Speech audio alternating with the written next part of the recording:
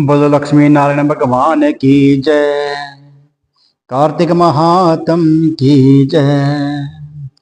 पढ़े सुने जो प्रेम से वह हो जाए शुद्ध स्वरूप।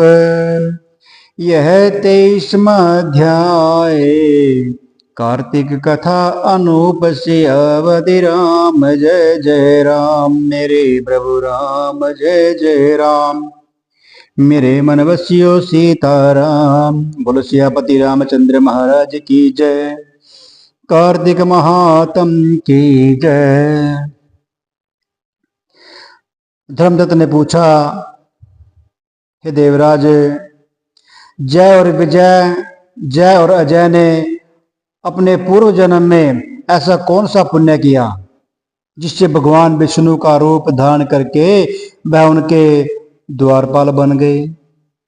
प्राचीन काल में वृण बिंदु की पुत्री देवहूति से कर्दम ऋषि द्वारा केवल देखने मात्र से ही 2 सुंदर बालक उत्पन्न हुए। उनमें से बड़े का नाम जय और छोटे का नाम अजय हुआ। बाद में देवहूति के गर्भ से कपिल देव भी उत्पन्न हुए। जय और अजय दोनों ही विष्णु जी के बड़े भगत थे और धर्मात्मा थे। दोनों ही नित्य प्रति अष्टाक्षर मंत्र यानी ओम नमो भगवते वासुदेवाय मंत्र का जाप किया करते थे और विष्णु भगवान जी का व्रत किया करते थे। भगवान इन दोनों भाइयों पर अत्यंत ही प्रसन्न थे और नित्य पूजा के समय उनको दर्शन दिया करते थे। एक समय राजा ने निमंत्रण पर देवऋषि नारद जी गणों सहित राजा के यज्ञ में पधारे। उस यज्ञ में जय ने ब्रह्मा और अजय ने पुरोहित बनकर यज्ञ को संपूर्ण करवाया। यज्ञ की विधि पूर्वक समाप्ति हुई। मारुत राजा ने जय और अजय को बहुत सा धन दिया। वह दोनों भाई दक्षिणा लेकर अपने आश्रम में गए। धन का बंटवारा करते समय दोनों भाइयों का आपस में झगड़ा हो गया। जय ने अजय से कहा कि धन का बराबर बराबर भाग होना चाहिए। अजय ने कहा कि जितना धन जिसको मिला है उतना धन उसका ही होगा। तब जय ने क्रोध में आकर अजय को श्राप दे दिया कि तुम धन लेकर नहीं देना चाहते हो, इसलिए तुम ग्राह हो जाओ। अजय ने जय का दिया श्राप स्वीकार कर लिया और जय को श्राप दिया कि तुम अभिमानी है, इसलिए हाथी हो जा। जब नियम पूर्वक दोनों की पूजा के समय भगवान उनको दर्शन देने के लिए आए तो दोनों ने भगवान से श्राप मोचन का उपाय पूछा। दोनों ने प्रभु से कहा कि हे देव, हम दोनों आपके भक्त हैं, मगर हम हाथी व ग्राह की योनि में कैसे होंगे। हे कृपा सागर, आप श्राप से हमारा उद्धार कीजिए। श्री भगवान जी ने कहा कि हे मेरे भक्तों की वाणी कभी असत्य नहीं होगी। यमराज भी उनको अन्यथा नहीं कर सकते। पूर्व काल में मुझे भक्त राज प्रहलाद के कहने पर स्तंभ से प्रकट होना पड़ा था और राजा अम्बरीश के कहने पर 10 अवतार लेने पड़े थे।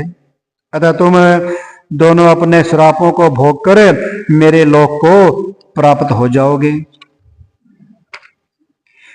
इतना कहकर विष्णु जी अंतर्ध्यान हो गए। फिर वह गंडकी नदी के किनारे मगर और हाथी हुए। पूर्व जन्म का स्मरण रहने के कारण इस योनि में भी श्री भगवान विष्णु का व्रत नियम और किया करते थे।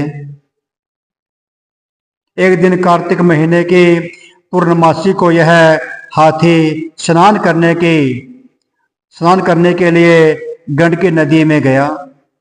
तब पिछले जन्म का श्राप स्मरण करके मगर ने हाथी का पांव पकड़ लिया। तो हाथी ने भी विष्णु भगवान का स्मरण किया, उनको याद किया, तो फिर क्या था, तुरंत ही शंख चक्र गदा पद्मधारी भगवान ने अपने सुदर्शन चक्र द्वारा उन दोनों को अपने जैसा रूप देकर उन्हें बैकुंठ में ले गए। उसी दिन से उस स्थान का नाम ऋषिकेश प्रसिद्ध है। चक्र के आघात से वहां के पत्थरों में भी चिन्ह बने हुए हैं। वह दोनों जय और अजय के नाम से आज तक संसार में प्रसिद्ध हैं। हे प्रिय, आपने विष्णु जी के द्वारपालों के संबंध में जो प्रश्न किया था उसका वृत्तांत उत्तर मैंने दे दिया है। इसलिए हे द्विज, तुम व्यर्थ ही ईर्ष्या और द्वेष को त्याग कर नित्य भगवान विष्णु का व्रत और पूजन किया करो।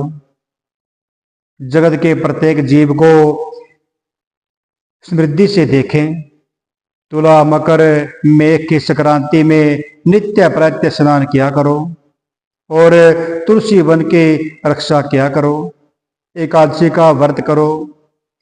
गौ ब्राह्मण वैष्णवों की सेवा के लिए हर समय तैयार रहा करो। व्रत करने वालों को मसूर की दाल और बैंगन के साग को कदापि प्रयोग नहीं करना चाहिए। बोलो कार्तिक महात्म की जय, गुरु महाराज की जय।